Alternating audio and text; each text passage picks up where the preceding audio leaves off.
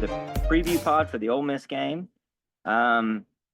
We have fired our offensive coordinator, changes our foot in Norman. Boom. Let's talk about it. I'm Steve. Lucas. Jay. Connor is in Mexico. He's fled the country. He is very concerned about everything that's going on in Norman, and he says he's not coming back until we have a Sooner victory in hand. So we'll see if we can do that. It may be Enjoy next your season. 3-week vacation in Mexico, Connor. Feliz Navidad. They don't celebrate Thanksgiving in Mexico, do they? They have a different Thanksgiving, Okay. I think. Yeah. They're thankful for winning the Alamo. So I tell you who else is going to be thankful. That's Dr. Kiehn. Dr. Kiehn, our big sponsor for the midweek pod, board-certified surgeon specializing in orthopedic sports medicine for over 20 years. He's been serving the greater Oklahoma City area along with Western Oklahoma. Not only does this include surgical skills in primarily the knees and shoulders, he is a constant figure on football sidelines throughout Oklahoma high schools and colleges. His deep commitment to sports and devotion to his patient prove that he's the best man for the job, even though he's an Oklahoma State fan. So thank you, Dr. Kiehn. Guys. Could he have picked two worst teams? He's got a degree from OSU and OU. Yeah. Could he pick two schools worse to root for at the same time? It strains Maybe the mind Florida and Florida State. at least at this time and place to figure out who that could possibly be. Florida State would be in the running for sure. So we fired our offensive coordinator, Seth Luttrell. Farewell. Give you a nice going away present, which is several $1 million. It's unfortunate. I hate to see someone from the Sooner family that it didn't work out, but I applaud the move. Let me ask you guys, was it the right move? Was this the right timing, and was this the right thing to do? I think it had to be done just to satisfy the big money donors, the fans that were crying out about how bad the offense has been. Statistically, it's so bad that you're being mentioned with Kennesaw State as the only team worse than you in America. Or something from 3 decades ago. Yeah. Or, where they talk when about he was fullback. 1998 was as bad as it's been since. So, unfortunately, I don't think he was given a fair shot all the way around with as bad as the offensive line is, that he could never really scheme or call the plays to be successful. But it's just one of those, you're the guy on the chopping block, so just got to try to jumpstart it somehow. Yeah, I think it had to be done just out of hope, right? I think you have to give your current players, your future high school recruits, your donors, your potential portal people you're looking at, the idea that we recognized it, we're gonna fix it, it's gonna be a change. So basically just hope. Yeah, I think that in truth, two things can be true here that sound contradictory. He could be a great coach.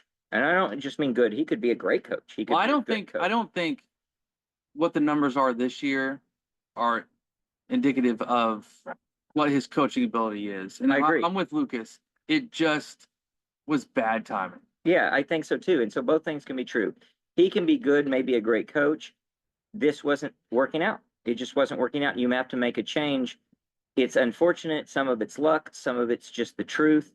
It could be one of two things where he needs to have the moment of losing your job to then go and get better and sharpen his skills and be even better the next time. We saw that with other coaches who lost their job at OU and other places, and they went on to great success. Josh Heupel right now is enjoying really good success. So it could be the case that he lands and we look back thinking, wow, why didn't we have that performance under Seth Luttrell? But for whatever reason, you didn't. Part of it injuries, part of it maybe it just wasn't the right fit, even though it felt like a right fit. You never know what it is. So it could be something that he has a shortcoming that he doesn't realize that gets fleshed out in this process, or it could just be a bad luck of the draw. But either way, it feels like the right move to me, something you have to do to right the ship, like you say, Jay, for all of those constituents to make sure they feel like it's headed in the right direction. And that's big boy football. That's multimillionaire football. He's getting paid really good. Part of the reason you have a buyout in a contract is, hey, things might not work out. And that's why you have golden parachutes. You want to incentivize people to take risks so that if it doesn't work out, it's okay. You can go on your merry way and you'll be fine and we'll be fine. But you make the tough decision when you have to. This timing is not ideal, but is there ever an ideal time to have to fire your offensive coordinator? It's probably better now ripping the Band-Aid off than to prolong things and have a lot. I mean, you might lose the locker room, you might lose the fan base, you definitely might lose the big donors. And so it's going to be really tough at the end of the year. And then what happens if he does have a really good end of the year? Do you then keep him when you feel like it wasn't the right fit? If you know it's not the right fit, I think back to Scott Frost being fired at Nebraska. They made that move right before the OU game, realizing, hey, if he beats Oklahoma and it starts to be okay, he's going to be a very difficult fire to make, even though we think he needs to be fired. So I think it's the right move. It's just obviously difficult, emotionally difficult. And I personally applaud the administration, applaud BV for making the move when he made it. I know it's tough, but I think it was the right move to make. And now it's done. We've got to move on and figure out what's next. I mean, there was reason to have hope after the Alamo Bowl game. We went down there, we put up points, and outside of, I mean, Jackson had a couple interceptions. One, the very first one, he just didn't see a guy and threw a bad pass. Right. Another one was a deep throw that was intercepted. And then we had fumbles that had nothing to do with the offensive coordinator's fault. You know, Farouk fumbled a couple times, I think, if I remember right. Yep. And we came out of that game thinking, yeah, I like the way that offense looked. And Arizona was a quality team who had a pretty good defense. Jimmy Arnold had 400 yards passing. Yeah, he had Yeah. over 400 yards passing. And we came out of that thinking, well, if this is what's going to look like next year, it's going to be pretty good. But we had a serviceable offensive line that game. Walter Rouse came back and played the bowl game. Well, even the line was still less than what it was for regular season. right. And But it less was- than what it was going to be Because you had- supposedly coming in. Right. Yeah, So it Things was that still, Caden Green a sat out in the game. patchwork line, even for the bowl game. right. But it was still 10 times better than what we have now. Yes. And so we actually got to see what it could look like. And that's the most difficult part of all this is we had hope of seeing what a decent offensive line does in a Seth Luttrell scheme for that one bowl game. And then to not be able to realize any of it this season is disappointing. I think what if you listen to someone like Joel Klatt, who I respect a lot, I think he keeps things pretty even keel, and I don't think he pulls any punches. And he's also not doing stuff just for the sake of clicks or whatever. Right. He's not like a Colin Coward. Yeah. After the Tennessee game, when he watched that film, and then it's been a couple of weeks since then, and he's watched other film. But even after the Tennessee game, he just said fundamentally, the scheme, the blocking scheme, the game plan, just the design of the plays is just way off. Even the quarterback's reads, like their initial reads on what side of the field to look at or not look at, or way off. And Aaron Murray too, who does a video pod that details a lot of this stuff. Same thing, like he doesn't know why when there's, two wide outs to your left and they're both on press, you just, okay, that's gone, right? Like, your play, that's gone because they're impressed and there's a safety over the top.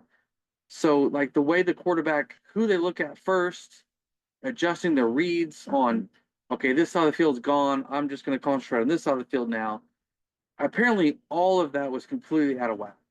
So, as what you alluded to, hopefully he goes back and realizes, Yeah. either the game's changed a little bit, Right. or he's just got to get better at doing what he does and figuring out, or teaching it, relaying the Yes. information to somebody. I think, go ahead. No, so I mean that's basically it's just after you hear that, I know it's post firing, but when you hear that from something like Joel Klatt, Yeah. you feel a little bit better that The right decision was maybe made. not just that, but maybe it can get better than what it is. Right. Not like I don't think we should come out and expect we score 40 points, but Well, if it can get incrementally better week to week, hopefully. I want to turn to that in a second, and I have thoughts on that. But back to Luttrell specifically in this situation, sometimes when you're too close to the problem, it's hard to really see. Now he gets to step back and he gets an opportunity to see what is wrong and to think frankly about what might have been different than what he perceived at the time. I'm going to point to the reliance on the tight end so much that was clearly not working. And when you're in the forest, you can't see anything but trees right in front of you. But if he can step back and maybe have some good advice from someone else to say, look, here's what was going wrong, be it schematically of what he thought football, like you say, passed him by, or the game's changed. Now you need to learn to adapt to the situation of who he's got personnel wise in the long run. I really think there's a possibility there.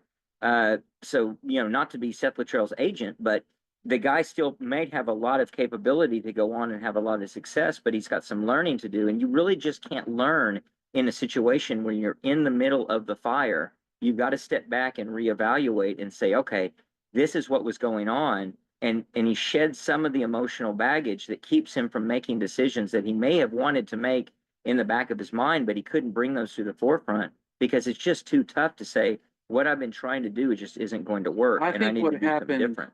I think what happened with what you're talking about is they were all too stubborn and too proud to admit that we have players on the line and at tight end that cannot do it, right? I think they should have noticed that by the end of the third game. I mean, Before Houston Tennessee, before everybody else. scored 2 touchdowns. And they were just too proud to make the think you're right. changes needed to be done. I think you're right. And in fact, if you'll longtime listeners will know that's stubbornness is something I harp upon a lot. I think that coaches are stubborn. Now, I think that stubbornness can be a feature in a lot of cases because you stick with what you know works and you power through a difficult situation. The problem becomes when you're stubborn about something that needs to change. And it's tough to see that, especially if you're in the moment.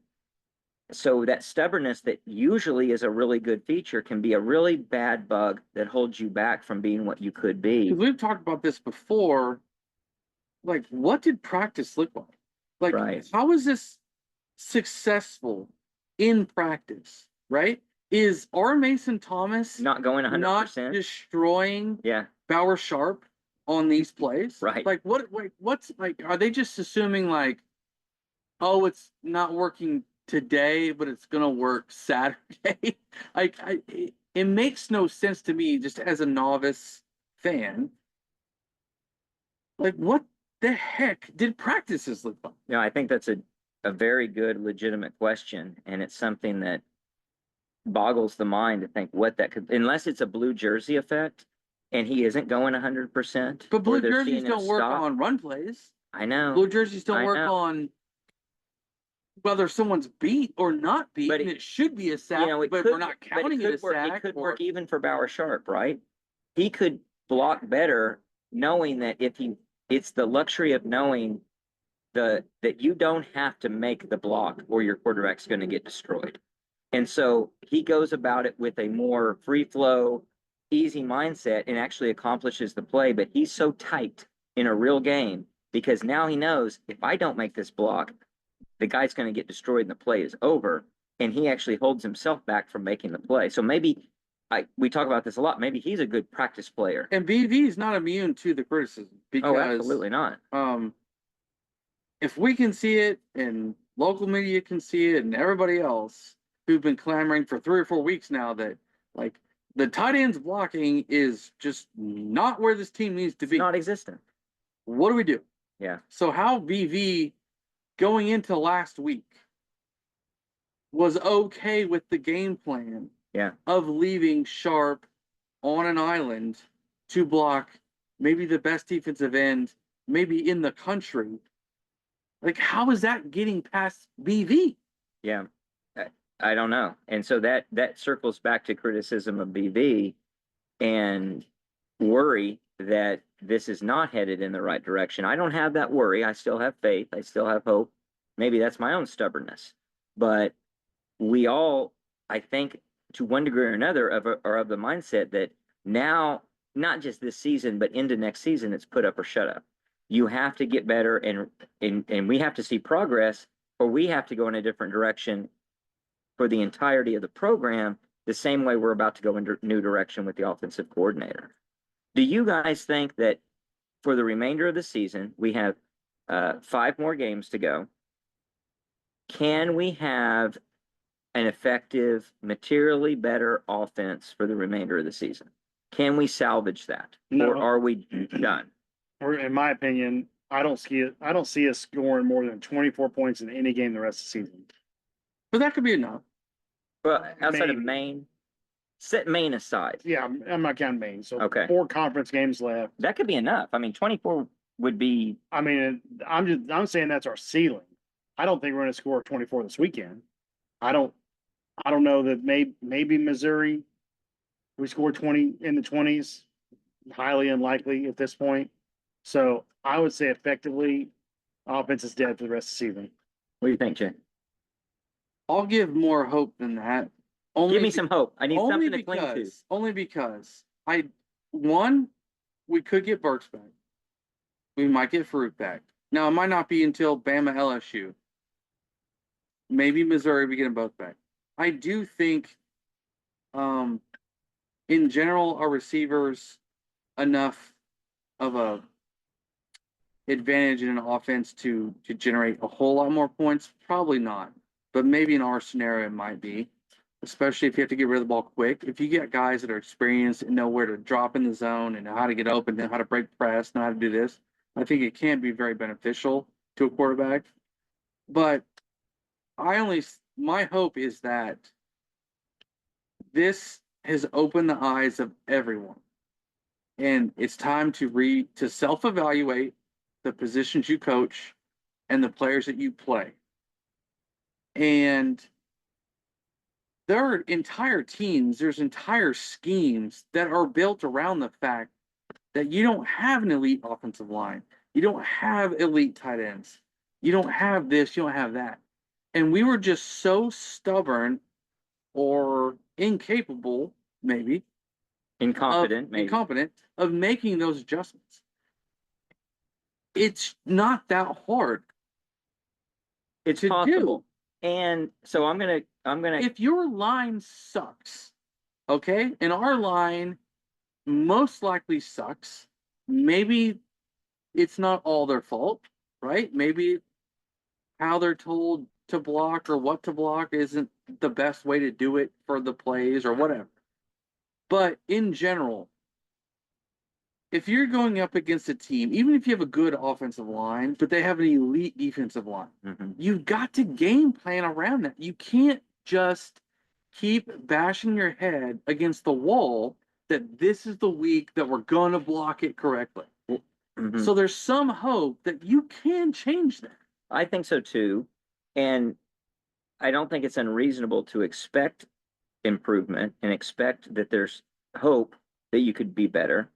2 things that I would lean on. One is the fact that we do have a lot of talent on offense. Now, maybe that talent's misevaluated, poorly coached, whatever. These guys are talented. We are not dealing with the Kennesaw level of player. We are dealing with players that have a lot of raw talent. And raw talent, if used effectively, can be effective and at times lethal. Lethal in terms of a touchdown. I was talking to Lucas on the way over here. Brennan Thompson. It's clear he has a hard time getting off the ball on press because he's a little guy, right? Well, how many times have we seen him stacked in a bunch where he's off the line and he has a free release, or move him in motion before he does his route? How are these things not done?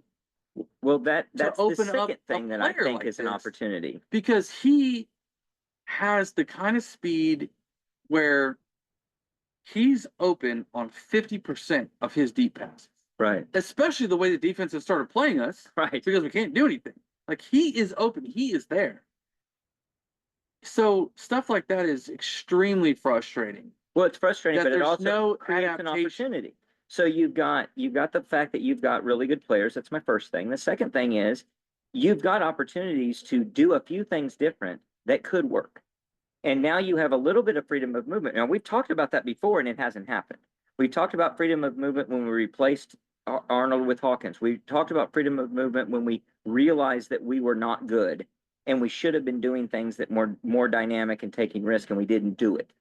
But now, again, we're presented with an opportunity, and that opportunity is change things up, do something different, utilize the players you've got, And you could get success out of that. And with our defense, you don't have to have the penultimate amount of success to be near the top of the league. You just have to be effective to give yourself a chance in some of these ball games. That said, it has to happen. We've scored 5 touchdowns in 4 conference games on offense. 5 touchdowns. We went through periods of Lincoln Riley days, which I know we can't always compare it to that, but we scored 5 touchdowns per game on offense for many games in conference. Now, the SEC conference, better athletes, better defenses than the Big 12. That's one thing, but 4 games, you got 5 touchdowns. If you told me we had 5 touchdowns in 2 games, I'd be like, oh, that's not great, but it's still solid. At this point, the line is so disappointing. I don't know what you can expect Joe John Finley to come up with in a week that would work. Like, I don't against a defensive line that's a top 10 in the country. But for me, it's personally, I think it's easy. I think you completely eliminate their defensive line. How do you do that? Throw the ball Quick quick. passes. Yeah. Quick screens, quick bubbles, Hot routes. outside runs, tosses, all of it. You just completely Well, tosses Keep aren't them- gonna do it because the Yeah, it is. defensive ends are gonna get the corner. We're not playing. If you're you running can block wide, the corner. It's We easier. can? It's easier to block the corner of a line than the whole line. Not when Right. you're doing it with your tight ends that can't block, that's what has to change. or your wide receivers that aren't big enough to block me or you. But that's what has to change. So, but they're not that weak, right? We're talking about guys, even though they're young, they're 4 and 5 star guys that have, in some 4 or cases, 5 star skill guys right? that they're not blocking wide receivers. You're not going to get to the edge against So anybody what we're remaining saying on our is schedule. changing the game up, changing your plan up to adapt to what you do have and who you're facing. Mike I don't Leach's think they're playing left. to Mike do that. Leach's entire offensive philosophy was the fact that his offensive line was never going to be good enough to man on man whoop your defensive line. His entire game plan was that. And he had success, lots of success. It's possible. It's possible. And I don't think, Now I don't know if week 1. Well, I You mean, can do once he went to the SEC, the Mississippi State, it wasn't like he was at Tech or No, even but it's Washington not. State. But it's not like this is. He was never this bad. No, but I think the defenses have gotten faster and better in the last 5 years. well, so I don't know. Lane Kiffin isn't counting on his offensive line to hold for 4 seconds. Right. They're going to get rid of the ball. Yeah. Well, just like everybody we've played, our game has He also been plan. getting runs rid his of the ball. quarterback. Yeah, but our game plan it seems like it was predicated on we needed like a full 3, 4, 5 seconds to get our routes open. Well, not when they're running 3 hitches like you talked about earlier. I don't know. The whole But- thing is just so bad. It's really bad. I think we're just disagreeing about whether or not there's hope for us to win and I'm be saying no competitive hope. in games. You're saying there's no hope for us to be competitive in 4 of those games. And I say there is hope.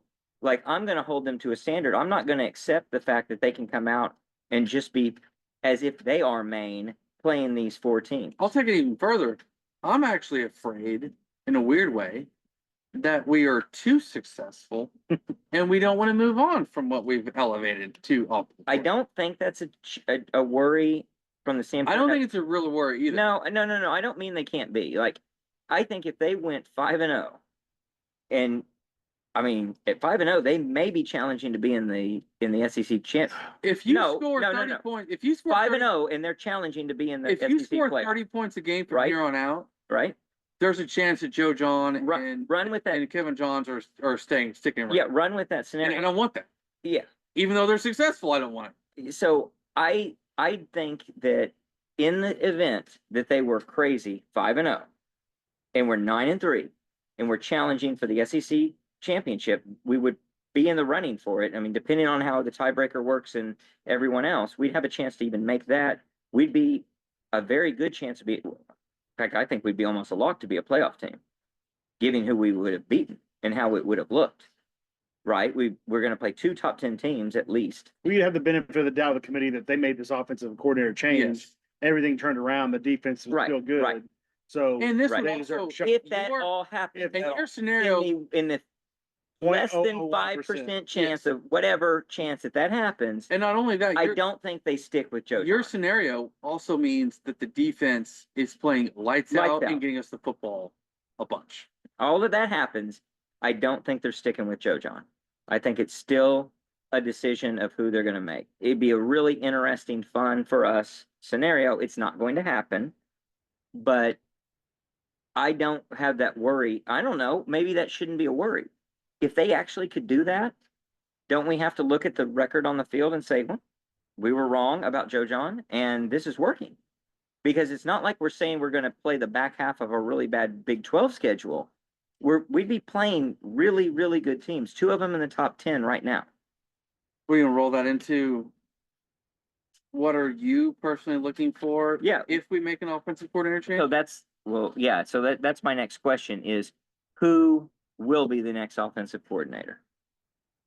And it's we're in such dire straits. I'm lighting a second cigar because this is some deep thinking we got to do on this one, guys. Who is it going to be? Who do you want? I'm not gonna necessarily name anybody. I'll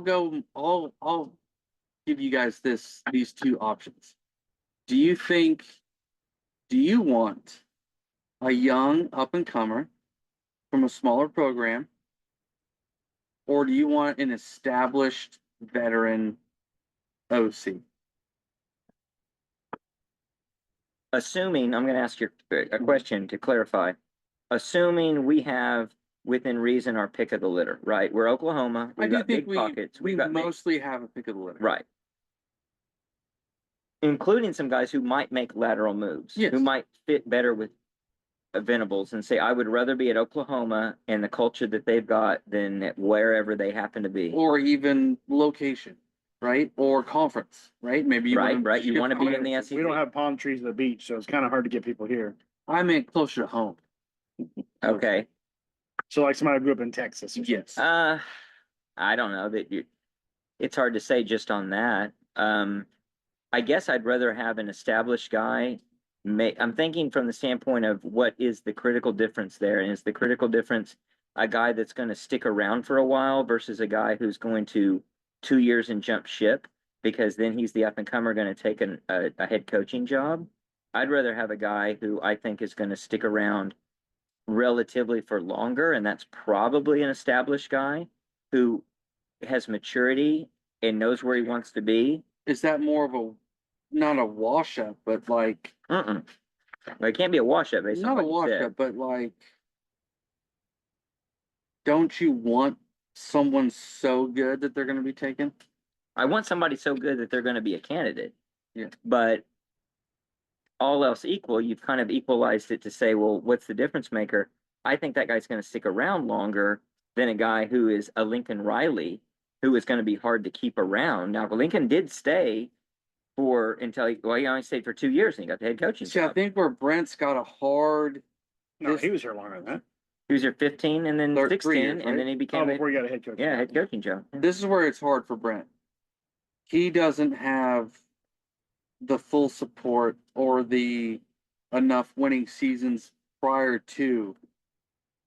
He's got to get someone that might essentially save his own job. This is true.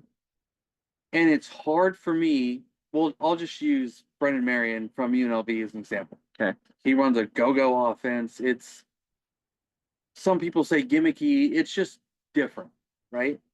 That works until people catch up to it. Well, it also may work at UNLV against the competition Right. they've got. Does that work in the SEC? Maybe it works for Right. a year in the SEC. Right. Until people catch up to it or something like that. Right. But do you want to hitch your wagon to that? So you've changed the whole composition of that question, though. Now you've made it what is better for Brent But that's a Venables young up and coming OC. to have, but I think you're weighing towards don't hire that guy. Hire the guy who is an offensive coordinator, maybe in the SEC, who everyone will say, well, he's a big name and he's going to be enough to get you by so that it buys you time to get everything else where you want it to be. That might be a sacrifice of championship level football versus serviceable football at Oklahoma that keeps your job, and that's kind of scary. Yeah, but I mean, I think that's. I mean, if you're Venables, like, unfortunately, you have to weigh those options. You do. And there's a little bit of, Also, how much do you weigh?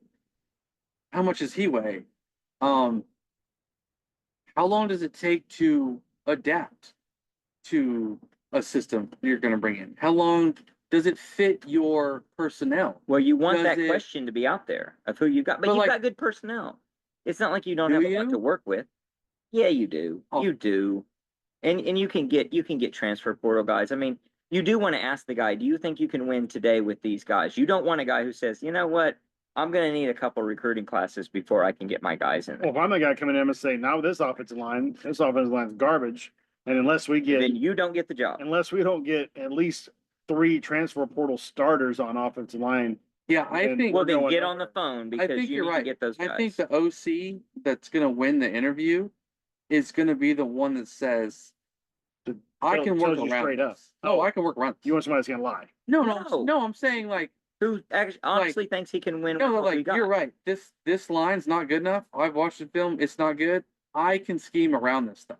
Or I know how I And I can know coach you're gonna these guys we're to gonna be bring there. in some people that'll help us, but initially we can work around our deficiencies right now. Some combination of that, or recognize his talent where it is, including in guys we haven't even seen play, EPL, etc., who says, I can work with these guys, we can make this happen, because Brent doesn't have enough time to have another season like anything like we've seen in 2022 or 2024, right? Now, do you It's think not going to that- work. Do you think that it's Brent solely gets to choose this guy? Or do you think it has to suffice others? I think don't I think know. y'all are mistaken on how easy it's gonna be to get somebody Established? established to come in, knowing that you possibly have a lame duck head coach. I don't think that's an issue. I don't think that's an issue. If we finish 5-7 this year, Okay. then you would have had a 6-6. I'm not counting the bowl game. Sure. You got a 10-2, great year. Then you got a 5-7. I think everybody goes into next year knowing Brent's job is on the line. That if you don't at least go 8-4, that there's a chance that he sees the door. I don't think anybody get makes somebody that to come decision in that does. No. It's going to leave I don't know. You're not going to get No, Georgia's I think it goes If the you other get way. Kentucky's guy, let's say. I don't think so. And he's not going to leave Kentucky on the chance that there's 1 year at Oklahoma might be a one and done. Well, keep in mind, you've elevated the Kentucky job to something that I don't Unless think you're it betting deserves. on yourself so much Yeah, that that's you can be the guy that turned around the That's dumpster true. fire. No. That's true in both cases, though. And so if you're a guy who isn't a well-known guy, then you're really betting on Brent Venables and a lame duck coach and all of that on the hot seat. And what does your resume show? Versus if you've got a good resume, then you can say, hey, look, I tried to save the situation at Oklahoma. I wasn't able to do that. It's not like that's going to tank that guy's record. He's got a record. A guy who is just an up-and-comer, the equivalent of a Lincoln Riley at East Carolina, he's got nothing to show for that. I think he's the one who's taking more risk. He's the one who's more difficult to get. The guy who's got a really good established record, like thinking back to Norm Chow, he would take this job because what does he have to lose? And he's still Norm Chow at the end of the day. They're not going to say, oh, we thought you were good, but yeah, you had that one season in Oklahoma and it wasn't any good, and Brent Venables lost well, his he job. left USC to go to the Tennessee Titans and was horrible and never recovered. I can tell you that about Norm Chow. Did he go to Hawaii after that? After was it- Tennessee, Or was So that he took a head coach job somewhere. he was head coach at Hawaii? and where did that get him? Well, no, I'm saying, well, regardless, I don't think anything he did or would have cost him that job. I mean, he was also pretty old. So I just don't think a guy with an established record is risking as much as a guy with no record to speak of, except he's won at nowhere state. So And you- now he's coming Do you in. think at the time the OU offense was bad when Hypo left? When Lincoln came in for Stoops in 15, if we would have gone 6-6 that season, when Bob would have been on the hot seat for sure. Oh, yeah. And then the 16 season, let's say he goes 7-5, 8-4, OU probably makes a change at Stoops, Right. and Lincoln's gone at the same time. Yep. It just, then what happens? It would have been worse for Lincoln. He just if goes that would have to happened. A rum-dum school? Then if you had the equivalent of a big name guy with an established record who comes in 15 and it fails the same way. So you're saying that you think nationally amongst their peers and ADs, an established guy that came in and didn't get it done, that's not going to affect him. It won't affect him the same way it would affect a guy with no record. A no record guy has now a no record, including your one stint at a big name school in a big time conference, you were a failure.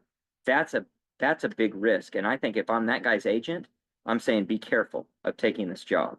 Versus if I'm an agent representing a guy who's got a great record wherever he's won in big leagues, whatever. Everyone knows he's a big time offensive coordinator.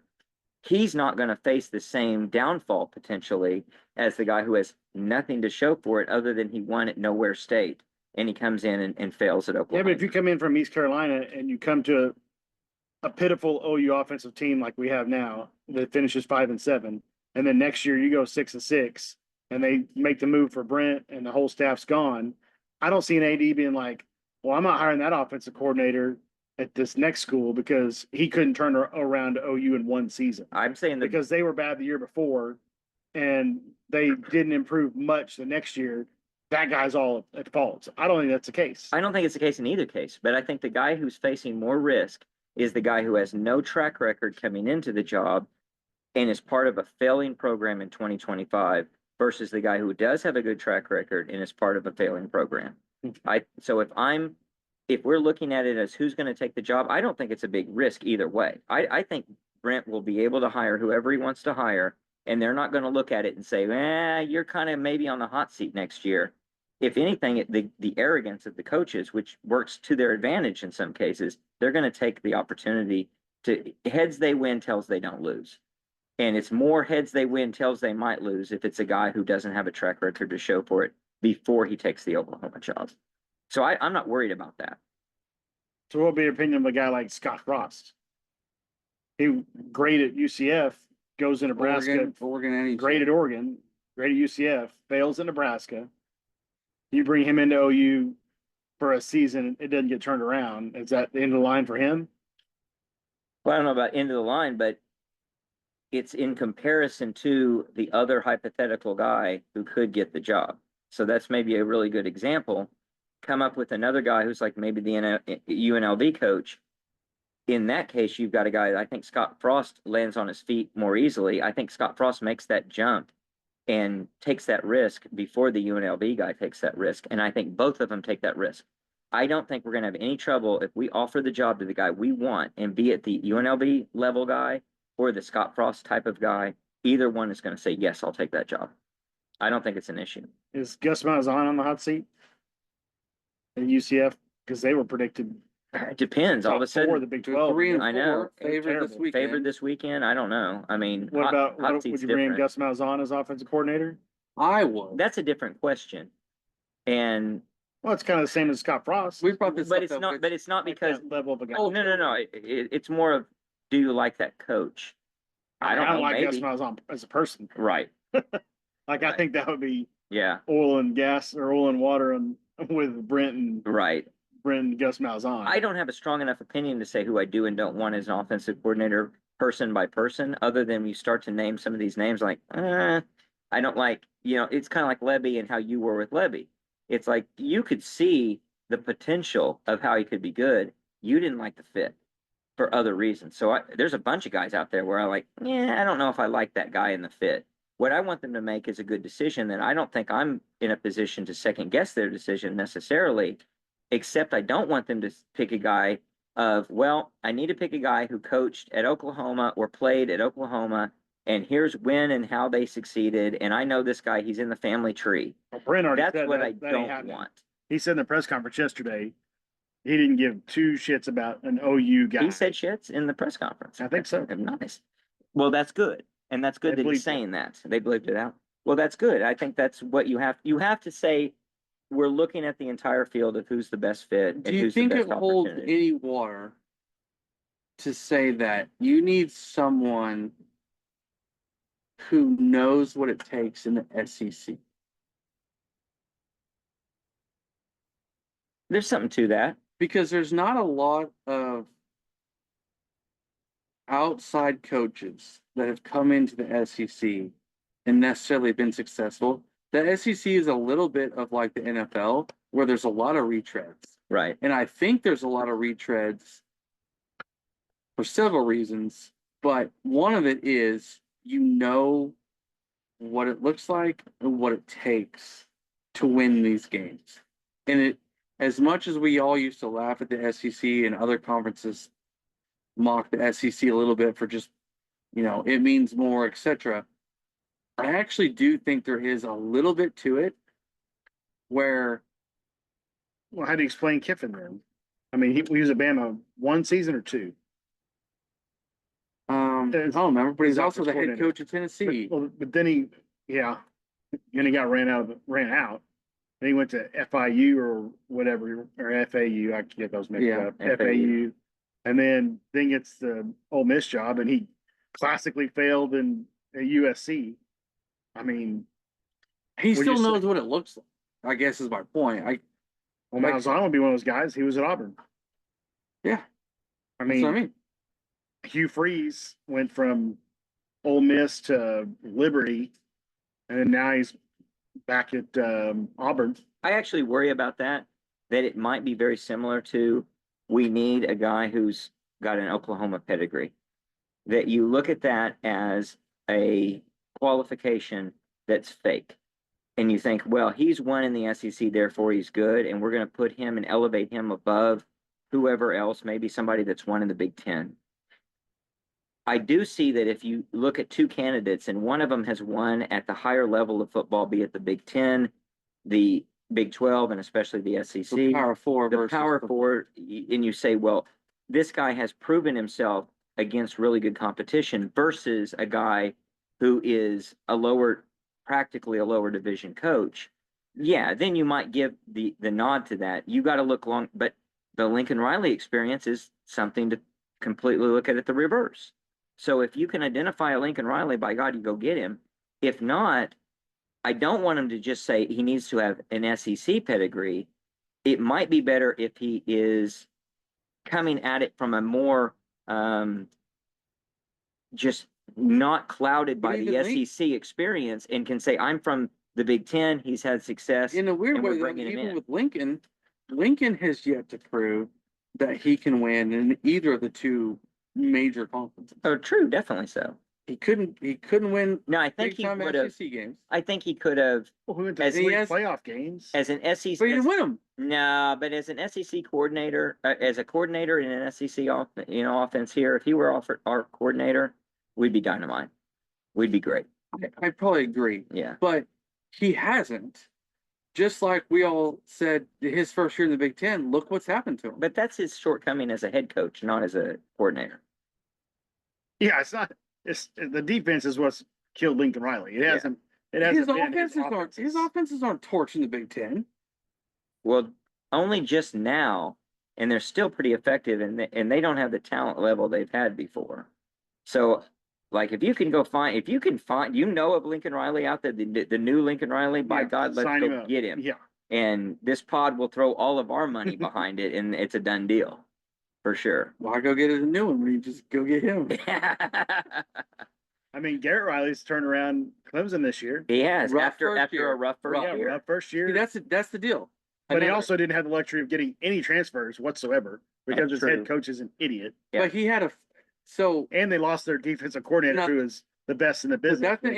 That's an interesting, comparison, because he took over an explosive TCU team that ran through the Big 12 and went to the playoffs, went to the national championship. And then when he went to Clemson, everyone there thought, okay, Klubnik is a 5-star quarterback. We've got all these players. Our offense is just going to go boom, boom, boom. And it did not last year. It was bad. But they also lost their defense, too. No, their defense is still fine. It's not Brent Venables good, but it's still really good. It was rough last year, though. I mean, it I think what that point and all of these questions and points. But point BV to- has to look at that. Like he doesn't. Absolutely, all of it. It points The to how hot- difficult this decision The is. hot OC right now doesn't mean it's going to work next So year. don't go get the guy who's just hot at wherever, and that's TCU. I mean, it's tough. If Sonny Dykes can be available after It- this offseason, Yeah, Mike Norvell, Florida State. yeah. I don't like him Kevin in general. Wilson from Tulsa. Kevin Wilson, baby. Oh, I love Kevin Kevin Wilson, Wilson. but if we can be in the same situation as Seth Petrell. I don't think so. I think I he's don't. way know. more advanced. At this point, you got to worry about age too. I don't know if you have to worry I that don't- much at OC. I don't really want. I would rather have a younger OC than an older OC. I'd rather have Kevin Wilson than Seth Luttrell. And that's an age that, looking at that age difference and the experience difference. I don't think you compare the two at all. He's Right. way more experienced as an OC than Seth Petrell. Right. That's my point. But what has Kevin Wilson done since he left Oklahoma? Not He didn't do the anything same in talent. Indiana. He I did don't- well At at Ohio State, was he calling plays, or was he co-offensive coordinator? I'm sure he was calling. I think he was contributing to it. It's hard to say. Ryan Day calls a lot of plays. And I don't obviously, know. in Tulsa, It's Tulsa's had their chance. Tulsa was leading the AAC before he got there for a few years. They were going to the AAC championship and stuff Yeah. like that, or whatever their conference But is. I mean- he's just not a head coach. And I think that's the problem with a lot of guys, that they make that jump to head coach But, and they're not. but head is there going to be coaches. too big of a stigma in bringing back I think there another could unit? be. I think there could be that, and there could be the fact that it's tough to go from being the leader of everything to taking orders, and you may have too many cooks in the kitchen if you've got a guy like that. So I that think that points would back that, to that's the OC a that- younger guy. Chip Kelly went to Ohio State. I never in a million years thought you could ever. This would have happened. Yeah, but his personality was he was sick of having to run everything at UCLA. Well, Kevin Wilson might be the same way. Fine, if he's the case, But then he wouldn't have left Ohio State to go take the Tulsa job if he didn't want to go back up to being a head coach. maybe I not. don't think Chip Kelly went to Ohio State and he's using it as a rehab to go Yeah, but you take could another be. head coaching But you job could be burnt out. He could be burnt out with his stint at Tulsa though. Like, you know what? Gosh dang it! Why did I take this? The other benefit to bringing Kevin Wilson is that's an extra guy that knows offensive line. Yeah. Because he was the offensive line coach here before he got the OC job with great offensive lines. Well, that's in the what you want, mid-2000s. right? So that kind of helps a little bit with where we feel like Beanbo has been a deficiency the last couple which of is a years, strange missing position as a coordinator to be the coach of. or Right. but it also could be working in tandem with each other to go identify better portal prospects, having Beatonbow and Wilson together trying to bring guys in. Well, that's another thing that's an attribute of a guy like Kevin Wilson or somewhere comparable that's not of some hot up and comer. The hot up and comer, it's hard to identify that he's got the skill by himself versus maybe he's surrounded by a bunch of talent that is unknown talent that we look back in 20 years and say, oh my God, everybody on that coaching staff was successful. And this guy who was the OC that we thought was really great is actually just surrounded by other really, really talented people. If you've got a guy who's proven himself and knows the offense, every intricacy in every position really well, that speaks more highly to me of someone you want as the coordinator versus a guy who's had a lot of success, that it's hard to attribute that success just to him versus the other unknowns of who knows how good the offensive line coach, the receivers coach, et cetera, at UNLV or wherever it happens to be actually is. Like when you see that Washington Redskins Commanders. coaching staff. Well, this was when they were still the Redskins. Under The coaching staff, and there's like 6 head coaches in the NFL Right. on that one staff. Or Hayden Fry. Or even back in the days when it was the 49ers, it was Bill Right. Walsh, Mike Holmgren, Yep.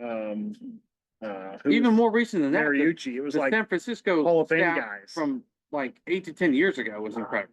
yeah, So it's hard to know. it's all All a of it, crapshoot. all of it comes. It is. I mean, I mean, Ryan to be Day, honest, it Ryan Day is. was an assistant something on San Francisco. who also may have, it's called the Peter principle. You get promoted to your point of your absolute ignorance and your incapability. Peter, So where do you come up with this? crap? you got to read.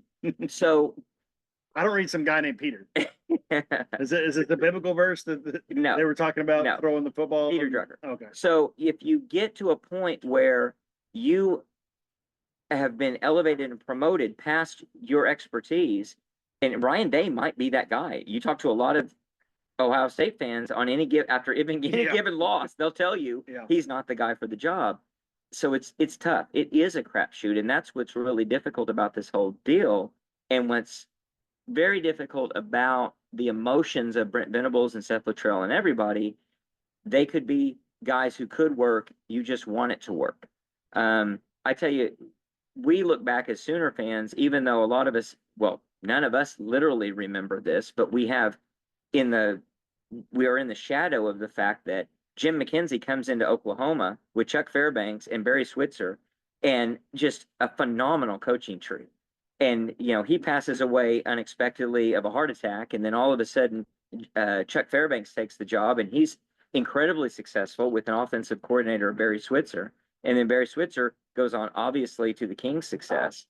What we always want is that level of success. It's just tough to have that actually happen. And we saw it again with Bob Stoops. Bob Stoops brings in Mike Leach. Mike Leach leaves at the end, before the bowl game, the end of the first season. Mark Mangino comes in, and he's excellent, wins a national championship, very great coaching, and it's just one guy after another that was successful. We want that, but some of it is you bring in a lot of skill, and some of it is things just shake out in the right way that you can have success. Well, do you use the Switzer offensive coordinator days as hope for this move? Because they changed the offense after, you would know this history better, was it 71-ish? When did they switch to the wishbone? 1970, I believe they instituted after they lost like in Texas. Mid-season. They just like we always do, we stole everything, we steal it, and we make it better.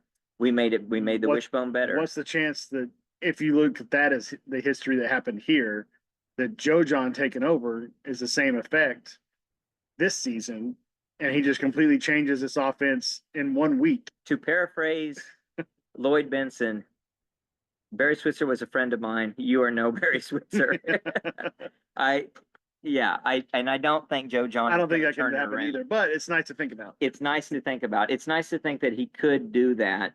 One other thing I want to talk about in a second is the youth movement. But before that, I want to give a shout out to one of our great new sponsors, Wanderfolk, the Wanderfolk Spirits. We've been enjoying their amazing beverages, from 2 ponies to there's only one vodka. 2 ponies tonight we're going to highlight. And just to quote them and to talk about what they can do, for 2 decades, 2 strong and steadfast ponies have carried the traditions and values that set the Oklahoma Sooners apart. Inspired by this spirit, 2 Ponies straight bourbon whiskey, finished in second oak barrels, is crafted to honor the rich heritage of the namesake. It's a straight bourbon whiskey, double-barreled, in American white oak, echoing the excellence that defines the OU brand, because there's only one Oklahoma. And it is great. I really appreciate it. We've got the bottle here. And what do you know? We've finished the bottle already. We're going to need some more. It's so delicious. It goes down so easy and so nice. Thank you to Wanderfolk, wonderful sponsor of the pod. So we are in a position where I hope they realize that they're auditioning for their next job. When you look at the coaching staff on offense right now, there's no reason for them not to take a lot of chances. And I don't mean for them to do anything that's detrimental to the team the program going forward, nor to the players. But I do think there's an opportunity right now for a youth movement. We've talked about it in past years we wanted Arnold to get more snaps so that he could get more experience. How many young players should be getting in? Should what's his name, number 88, Jacob Jordan, should he start? Should EPL be on the offensive line, or at least get some snaps? We've got an opportunity here, and if you look at it strategically, you've got a chance to get some guys in and still not even burn their red shirt. You've got 5 games. You don't have to play them in all 5, but you can get them in and get some experience. How much should we be leaning on the youth movement at this point? I mean, I think Jordan starts for me based on just what he did last week. He's proven that he caught the ball. Yeah, he caught the ball. He knew where he was supposed to be in the zone. He looked pretty crisp on the route running. He had the great juke move on the sideline. He looks like he wants it more than anybody else out there. He ran, routes past the sticks. Yeah. right? It wasn't a yard short of the stick. I Such don't know. such an underrated quality in a receiver, People- right? People like to say it can't get worse.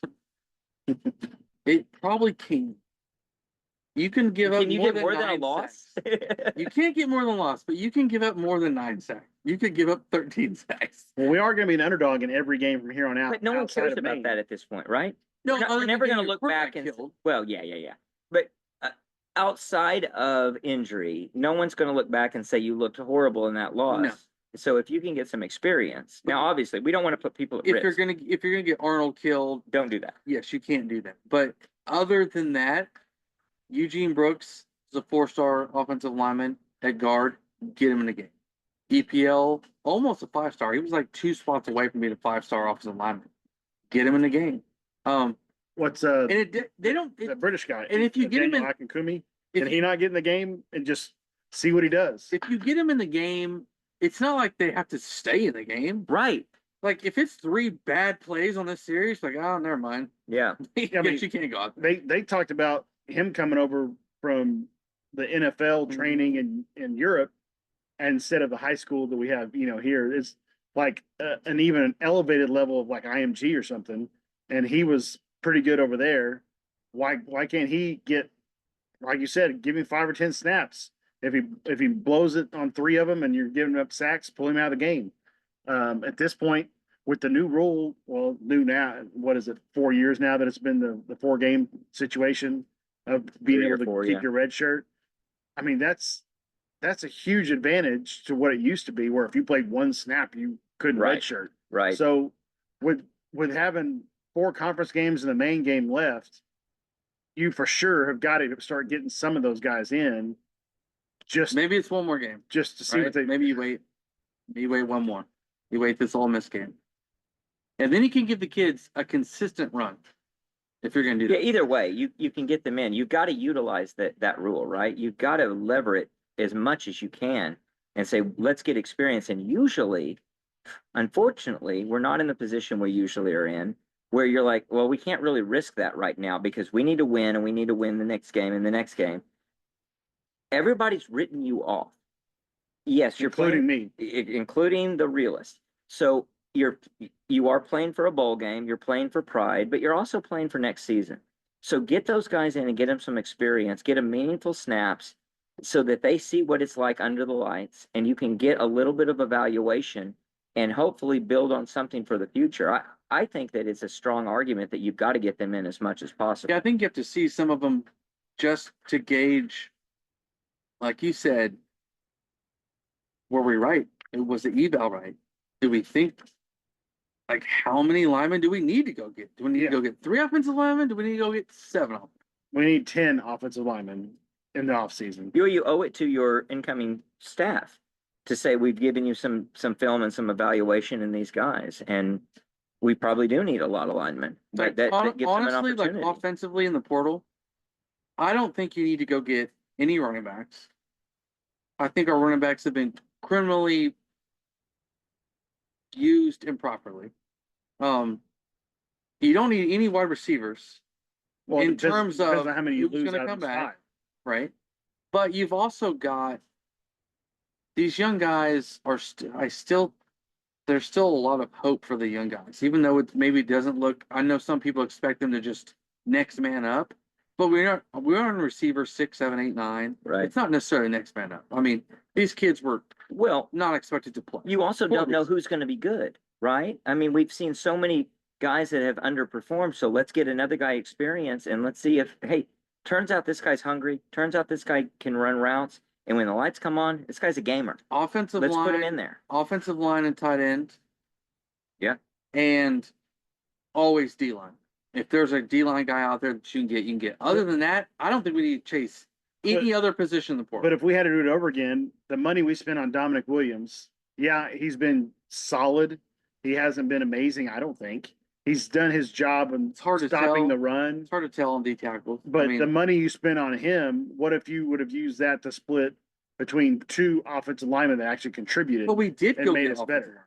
line. Well, That's the deal. We went and got them. We didn't spend money on those guys though. We Not got like we cast probably offs should have. from In Michigan fact, State. I don't know if money was the issue, though, to tell you the truth. And maybe now we figured that out. I think it was just evaluations. Well, we may not have spent the money, but it may not have been where we were in a trade-off of it's him or another guy. I don't think the pockets are that shallow. I think we could dig deep. Now, maybe this is what it's taken for us to get to the point where we realize that as donors, as a program, but there can be no mistake about it. We've got to spend money, and we've got to spend money across the board. We've got to spend money in every position. There's no position that doesn't deserve and need good NIL funding.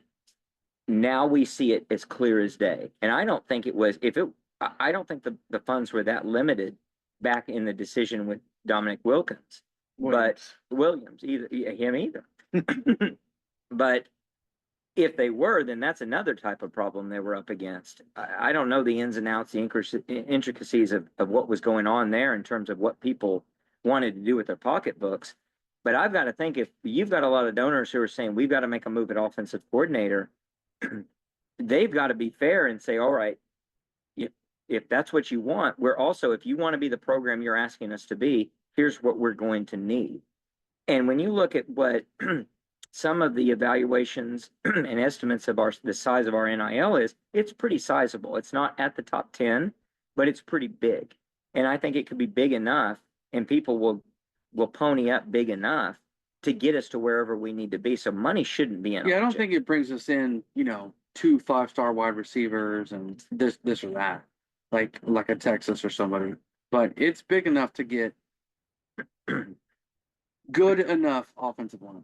Like, I don't think you have Right. to go find elite players that need $1 million, $1.5 million to come here. Well, you They're don't want really, the Texas A&M model. I guess what's frustrating to me is look at Indiana. Yeah.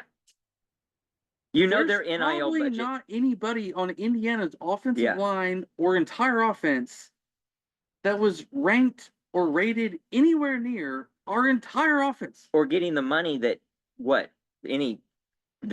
5th or 10th player on OU's team is getting. I mean, maybe. Yeah, the 10th. exactly. So there's more to it than that. I mean, You saying player evaluations matter? matter, Ah, I have another point of interest.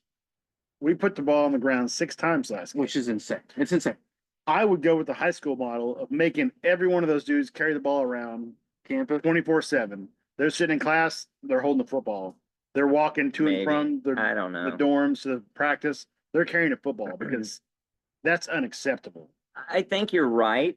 I don't think it's as easy as that'll solve it, but I think what it does is it creates the right mentality. It creates the right mindset of how important it is to play through the entirety of the play in a way that protects the football. And I look at those fumbles as guys that didn't have their heart into it. And you want them to have their heart into it in a way that they realize what they do matters a lot. And so to some degree, it doesn't matter what you do, fumbles are going to happen, but not 6. And 6 to me is a lack of heart. And I don't mean that as sharp as a criticism as it seems, but when you don't want these guys checking out, here we are with 5 more games to play, very meaningful games, very important. You got to reframe it and say, guys, we're playing for our season. We're playing for a bowl game. We're playing for a lot of pride. And we want you to have complete engagement. We want you to be locked in. But isn't as that the an kids say. anomaly? It is an anomaly, but some of that anomaly is it's just sloppiness, and it's sloppiness because it could be, doesn't have to be, but it could be they just don't have the complete my heart I'm is in just this, and arguing I'm to doing argue. it. But you could also say they're trying to do too much, which also Oh, makes the fumble. absolutely, and we've seen so many fumbles. I think the Michael Hawkins fumbles were like that. I think rewind to 2019, Jalen Hurts had a lot of those trying to do too much fumbles. His fumbles were trying to do too much and silly little fumbles of ball control and things he shouldn't have done. Hero ball, 2015 with Baker Mayfield. You don't want hero ball. I also want to see Hester and Sharp on the jug machine for 30 minutes after every practice catching the ball. because Yeah. we saw Gibson went from 2 years ago to last year, completely changed. He was able to catch all kinds of balls with no problem with the drops that he had the year before. Sharp seems like he drops 2 balls a game. Hester's been dropping balls. What can be done to fix that besides repetition? So I was actually sitting pretty close to the sideline this past week. After Sharp dropped an easy pass, they came out, I don't remember if it was after halftime or what, to do the warm-ups, and he was playing catch with the quarterbacks. He was easily catching one-handed balls. Like, just, they weren't even jiggling. It was just a snag. And I'm like, dude, how do you, Well, that tells me is that possible? that actually tells me a lot potentially about his situation. That's back to a Focus. practice player versus when the lights come on. And I would actually, as a coach, I would have a problem with that. I say, no, that's not how we catch balls Yeah, in you football catch it games. with 2 hands. Get 2 hands up there and act like it's serious. Because when it doesn't matter and you can do all this circus crap, that's great. No one cares. We want to make sure you can do it when it actually counts. And to me, as a person, if I were him, I would not have been doing that kind of stuff. Although it's hard to say as a young kid what you would do. But my attitude would be, I want my next shot at it when it matters. And I'm going to do it like it's serious. I'm not going to do it like it's just look how good I am and the things I can do. I want to catch that ball like I need to catch that ball and think about in my head, I'm about to get hit by a guy running at full speed. That to me is a sign of someone who's not engaged. Not that Catching again, the football at any level of football is strictly concentration. oh, absolutely. It's 100% concentration. I even deal with this with my own 7th grader. If I give him some deal where he's got to give me $1 every time he drops a pass when we're outside, or he's got to do push-ups or whatever, catches everything. Every single ball thrown his way, he is focused on catching it. And if not, he'll have several drops just for no reason. Yep. You're just not watching it. You've got to get These that guys mentality. these guys are a talented player. I mean, Bauer Absolutely. Sharp is a better athlete than everyone sitting here, obviously. Speak for yourself. He I'm a pretty good can athlete. catch the football. Right. You just have to watch it in Well, your hands. that's the problem. Why can't he block? That's the problem with someone who has success Blocking's different. I don't know. I don't think it's any different. I think From all of it's the hand-eye same. coordination. I Every think it's all single it's one of these guys. concentration, it's engagement, it's being focused and serious about what you're doing, serious about the task at hand. That's the problem with someone who's really, really talented. They don't have to try very it's hard. very rare that someone is super fast, super athletic, and has no hand-eye coordination. Well, no one says they don't have hand-eye No, but I'm just saying, like Right. Hester. I Right. guarantee you, Hester, Oh, 98% of the time is perfectly fine catching the football. absolutely. And It's like when you're it saying, matters. in the game, he's double clutching every single pass. Right, right. You got to get your mentality where you're thinking seriously about it. It's like you can't just practice, you need to practice perfectly. You need to practice hard. You get these guys who in high school, that would be, if I were a coach, that would be something that would be very trying to figure out.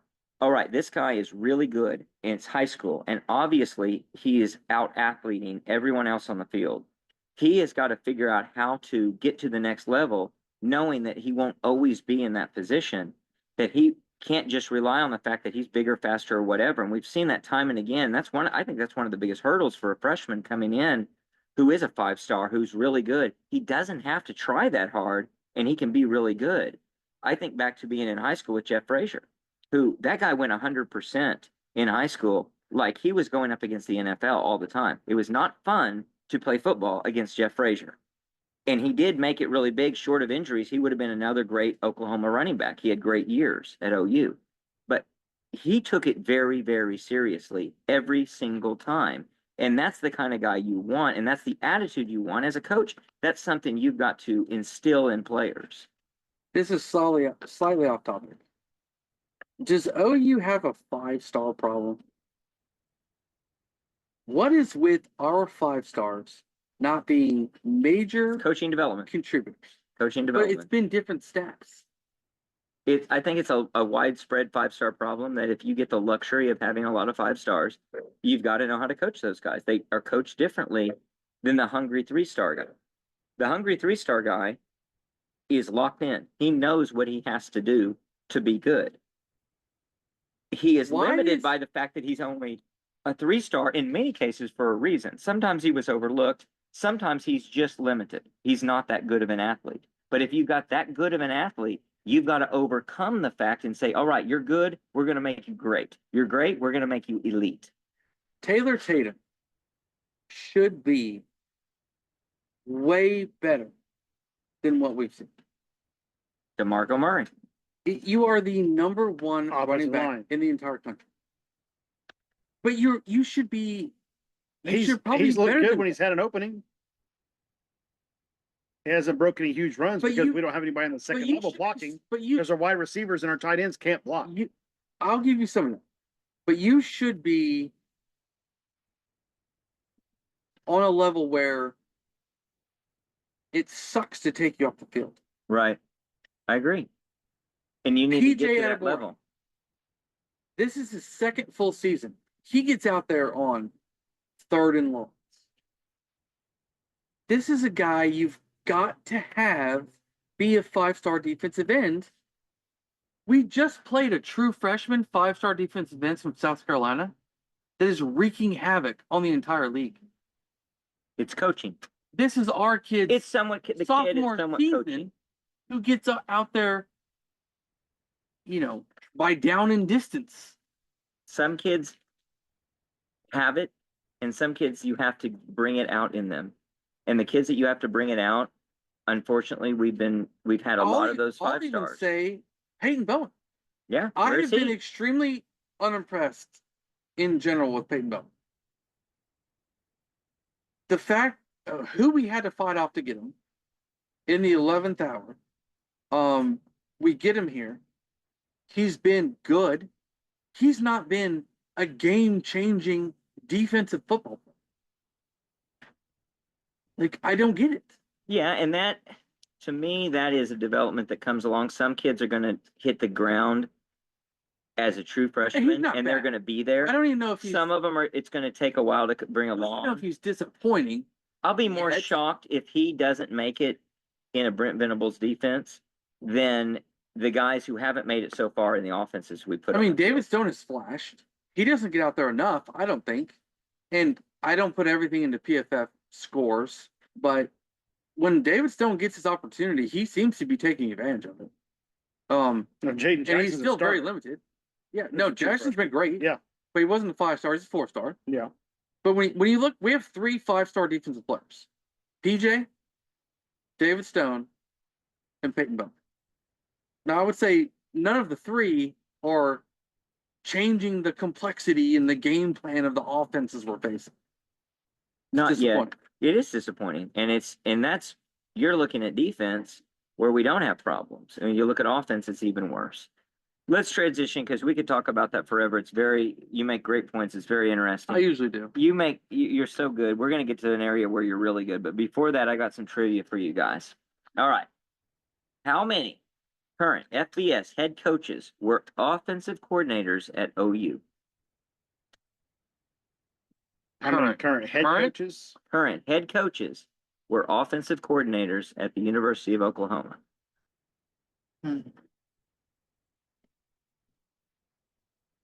The easy answer is 3, Okay. but I gotta think. Okay.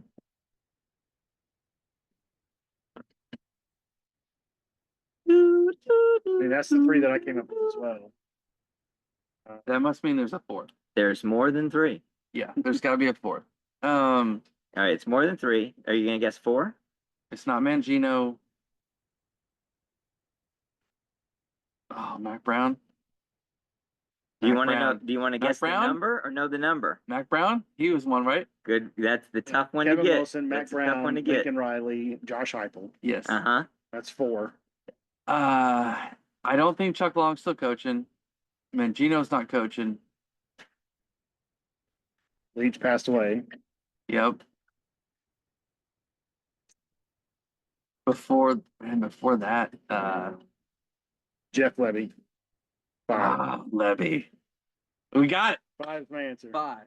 6. Oh! Mac Brown, Kevin Wilson, in order. Mac Brown, Kevin Wilson, Jay Norvell, Jay Norvell. Josh Heupel, Oh, Lincoln he- Riley, and Josh Was he Jeff offensive Levy. coordinator though?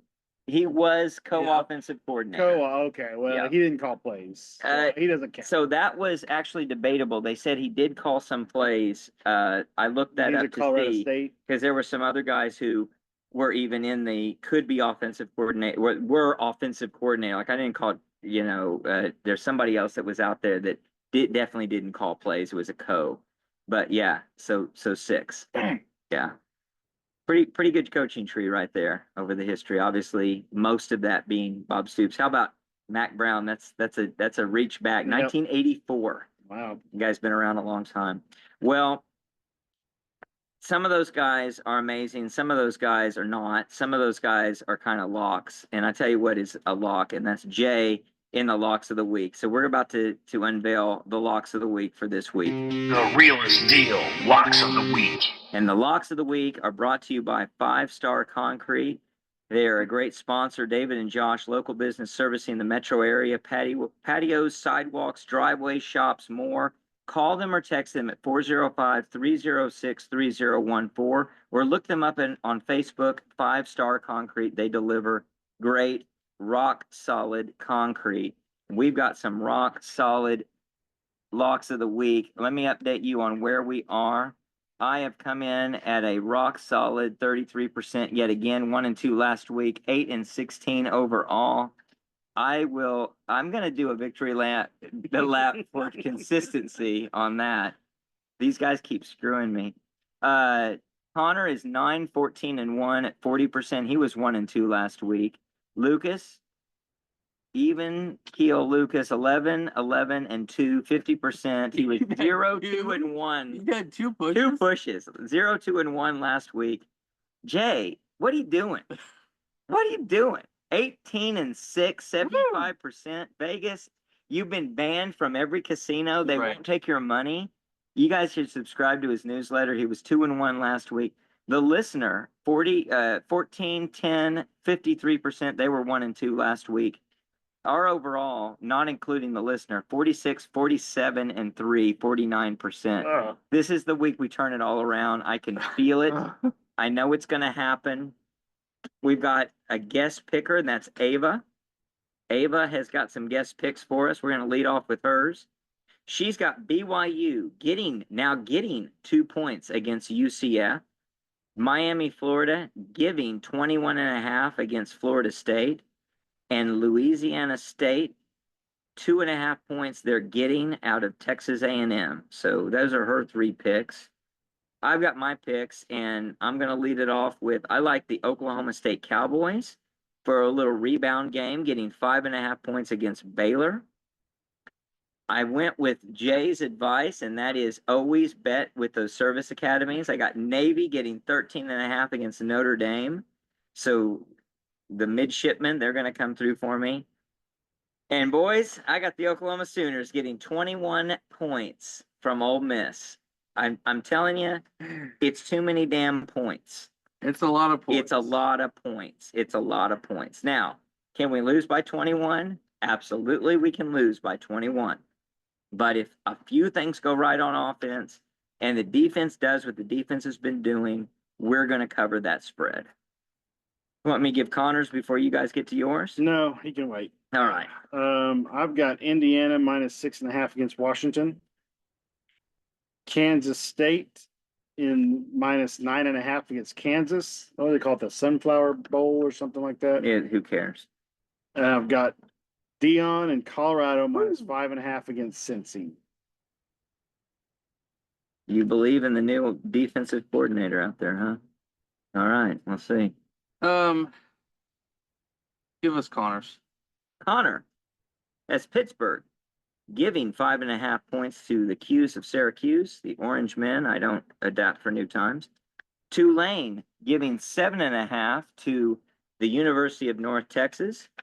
And get your souvenir mugs when you can. BYU getting 2 points against UCF, so he agrees with Ava, the listener. I don't understand that line at all. I don't either. It started BYU favored by 1.5. Yeah. It flipped, and all of a sudden they're getting points. I don't know. I mean, I know it's on the road, but I mean, you've got a team that's 7-0 against a 3-4. I don't know. Is there an injury at BYU we don't know about? I don't keep up with BYU. I don't know. I mean, Ava does. I don't know. I watched their game last week, and I don't remember anybody getting hurt. And they had a tight game against the Cowboys. I mean, they're losing that game until that last minute drive against no defense. Yeah. So, Jay, Uh, can you keep it together? Can you I win don't know. at least 3 out of the 3? I've looked and looked and looked. I think you can win 4 out of the 3, knowing you. I'm gonna take Boise Boise State. Boise minus State, right? 3.5 against UNLV. Against the go-go offense? Against the go-go Against offense. our new offensive coordinator? Oh, because he's distracted because he's Oh, the thinking job about offers. the job offer. Yeah. Yeah, I like it. I'm also gonna take Alabama Oh, come on now. minus 13.5 a lot against of points. Missouri. What's the deal with Missouri? They got the Their quarterback. That line has changed. It Quite has a bit. changed, yes. But we get to go off our sheet from this morning. Yeah, you pick off the sheet. I That's like right. that. And You got that in right before the movement. Right before it went to 17. I can't believe that Wonder how he's 18-6, guys. I can't believe I'm gonna do this. No. I'm gonna take Texas minus 18.5 against Vanderbilt. I think you're right on that pick, I think actually. I think that Vanderbilt's going to run into a pretty tough defense. I agree. And I think Yeah. Texas is gonna take the top off. Not He's- only that, they're gonna be pissed. Yeah, that's in Austin, right? No, it's in Vandy. Oh, well. A tough Nashville. I just don't. I've loved what Vanderbilt's doing. You want Vanderbilt to win in your heart. Absolutely. Yeah. For some reason, I feel like it's just not a spot for them right now. I think Texas is like 21 points in that game. So I'm afraid to tell you I like your pick. I think they're going to win by 3 I don't touchdowns. like that you like my pick. Yeah, no one would. No one would. I've had listeners beg for you to take I Ole Miss agree. in this game. Those listeners need to quit throwing chicken bones against the wall and thinking that I have some outcome in the games one way or the other. Trust me, if I did, I would pick against the Sooners every week. I would take OU in the points if I had to. If you had to, would you take OU in the points? No. Whoa.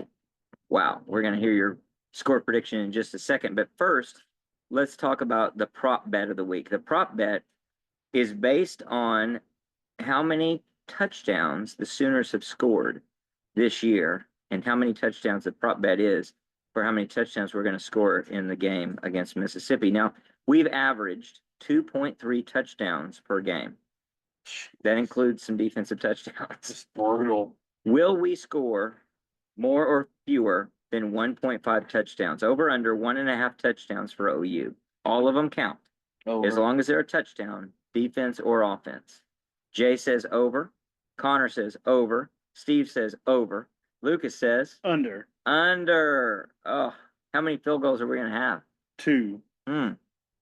So let's just go right into your score prediction, Lucas. I What's the have score? Oklahoma 13, Ole Miss 38. Oh, we're going to give it 38 points. 38 Turnovers. points. Turnovers. Nobody can hang on to the ball. I think we will try to go to the short passing game, which means our receivers tip the ball up in the air to Ole Miss safeties. You know, I'd like to say that I've seen the Sooners play, and that's not possible, but I've seen the Sooners play, and that's highly possible. Jay, what do you got? I honestly haven't even come up with one, so this is just in the spur of the moment. I'm gonna go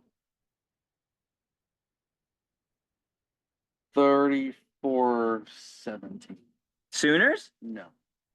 17-34, the Sooners go down. Connor has a very similar score to yours. He has 17-31. Ole Miss wins 17-31. Guys,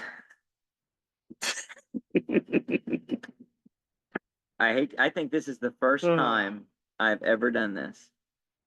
I've got the Sooners 17, Ole Miss 24. Wow. I have us tight losing. game. It's a tight game. We covered the spread. 7-0 this season on picking the winner and loser of the OU game. You sure about that? We're gonna look that up and double check. I'm Did pretty you- sure I'm Did you 7-0. double check that? Because I Nope. haven't double checked that yet. I have not double checked it. I did pick Tennessee, Texas, and South Carolina. But wait, you're I can't 7-0. remember the Auburn game. You're 7-0 in just Just the straight up. Just straight straight up. up. Yeah. Yeah. Okay. Well, considering you picked us to win every single game this year and we've lost 3, I think my record is pretty good. I will have to look at the Auburn score because I can't remember 100% Yeah. who I had now.